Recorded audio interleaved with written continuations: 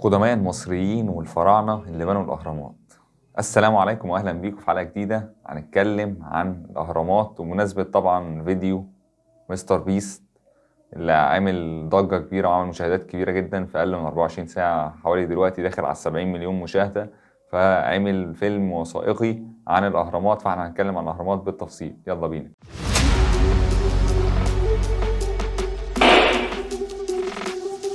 بمناسبة الفيديو مستر بيست، الفيلم الوثائقي عن الأهرامات، كان فيديو حلو جدا، فيديو جميل جدا، ومحقق دلوقتي داخل على 70 مليون مشاهدة، وشكله هيوصل لمئات الملايين مشاهدات، هيكسر الدنيا. فده حلقتنا النهاردة. وعامل فيلم بصراحة، فيلم يعني ايه، حوالي 100 ساعة قضاهم في الأهرامات. كان عايش 100 ساعة. فهو طبعا صور فيلم وثائقي كبير، طبعا استعان بخبراء كتير من المصريين، دكتور زاهي حواس ومخرج مصري عايش بره. دكتور زاهي حواس بيكلم جوني اللي هو مستر بيست، وطبعا وصلوا الأماكن أول مرة نشوفها. هي اتصورت قبل كده بس احنا أول مرة نشوفها في فيديو متشاف. طبعا اللي كانت متصورة أكتر كده، كنت أكتر حاجة بشوفها من الحاجات اللي متصورة عن الأهرامات كان برنامج ناشونال جيوغرافيك عامل أفلام وثائقية عن الأهرامات والحاجات اللي بتحصل فيها، وكان مع دكتور زاهي حواس وعلم الآثار وعلماء الآثار المختلفين سواء أجانب أو مصريين. فكانوا عاملين حلقات حلوة جدا على ناشونال جيوغرافيك، كنت بتفرج عليها. بس أول مرة أشوف حاجة بالحاجات دي، أول مرة أشوفها جديدة خالص. هم وصلوا في الفيديو ده صوروا أماكن عمرنا ما شفناها بالطريقة ديت. فوصلوا صوروا أماكن كتيرة، صوروا أماكن أقصى قاع توصل ليه في الهرم، أقل مستوى ليه في الهرم، نزلوا تحت الأرض، ونزلوا أماكن أول مرة نشوفها زي ما نزلوا مقبرة الإله إيزوريس، ونزلوا شافوا كانت في زي كده مستنقع جزيرة مائية نزلوا فيها برضو، كانت تحت الأرض تحت أبو الهول تقريبا، أو كانت مسافة كبيرة جنب أبو الهول. ونزلوا أقصى القاع الأهرامات، وطلعوا لقمة الهرم. من جوه الهرم طبعا دخلوا أنفاق وحاجات، الحاجات ديت مش مسرح لأي حد يدخلها. هما دخلوا الأماكن دي، كنا عايزين نشوفها، كان نفسي شخصيا أدخلها، بس مش عارف بقى هل أعرف أعملها ولا لأ، هينفع ازاي، ما محتاجة تصاريح وكده. فهم عملوا فيلم بصراحة وثائقي حلو، هو فيلم فيديو، هو مش فيلم قوي بس فيديو حلو عن الأهرامات. وده طبعا ده دعاية للسياحة مجانية.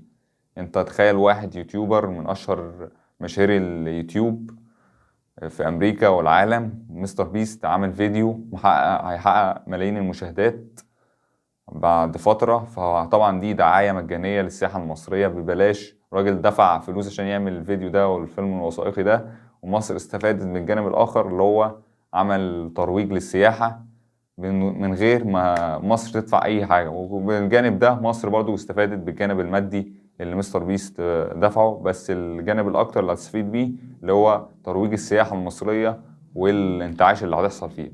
فالأهرامات كان بيتكلم على الأهرامات، مين اللي بنى الأهرامات؟ هل الفضائيين زي ما إشاعات بتطلع والقدماء المصريين معرفوش يبنوا الحاجات دي؟ وهل الفراعنة إزاي بنوه وكده؟ وأهمية الهرم بيعمل إيه أصلا؟ هل الهرم ده مقابر للآلهة والملوك ولا لأ؟ فكل ده كان كشفوا الفيديو اللي هو الفراعنة القدماء المصريين هم اللي بنوا الأهرامات بكذا دليل. وطبعا ده أثبت إن القدماء المصريين الفراعنة هم اللي بنوا الأهرامات، والأهرامات ديت مقابر للملوك سواء خوفو وخفرع أو منقرع، والأهرامات التالتة المدرج فالحاجات دي كشفت كل حاجة وفرجتنا عن كل حاجة. والفيديو كان ممتع جدا، والدبلجة كانت حلوة جدا، فكرتني وأنا بتفرج على حلقات ناشونال جيوغرافيك كانت الدبلجة قريبة منها بالظبط تقريبا، هي. فكانت الدبلجة حلوة جدا، وكان زي الفيديو جميل جدا بصراحة، لو انت ما تزهقش منه. هو اتوقع يبقى من احسن الفيديوهات لمستر بيست، وهيحقق مشاهدات عالية جدا. فده كويس جدا وحاجة كويسة ندعمها. وريت بقى مصر تسهل برضو ايه، سواء المصريين او برضو الحاجات دي، افلام تتصور جوه مصر في الاهرامات. انا نعرف افلام كتيرة كانت القصة بتاعتها عن الاهرامات والفراعنة وكده ما اتصورتش في مصر، اتصورت في المغرب في الصحراء. كانوا عاملين هياكل وحاجات وديكورات وجرافيكس عشان تحاكي الاهرامات. ما بالك انت لو سهلت لصناع السينما والمخرجين ان هم يعملوا افلام عن مصر والفراعنة، وتسهل لهم التسهيلات ازاي يدخلوا يصوروا والحاجات دي، وتأمنهم وتظبط الأهرامات وتظبط المنطقة. فدي هتبقى سياحة جدا لمصر، وهتعمل لها انتعاش كتير في السياحة، وطبعا هتقوي من اقتصاد مصر، وهتفيد مصر في جميع كل أنحاء العالم يعني. فأنت الفكرة أنت تسهل على المصريين، وتسهل برضك على المصريين، سواء اليوتيوبرز أو الفلوجر اللي هم عايزين يصوروا في مصر. بتعمل ماشي، اعمل شوية تسهيلات وشوية قواعد والرولز كده تنظم الطريقة دي، وتظبط منطقة الأهرامات بدل العشوائية اللي فيها وشوية السرقة اللي فيها، تظبطها وتطورها، هتبقى كل حاجة تمام. فده كان فيديو النهاردة. وبمناسبة كانت في أفلام كتير اتعملت عن الفراعنة زي موميز، المومياء، ب3 أجزاء. فده بيتكلم عن الفراعنة بالذات. أول جزئين كانوا في مصر بالذات، بيحاكوا الجزء اللي في مصر، بس هو ما اتصورش طبعا في مصر، اتصور زي ما قلت في المغرب.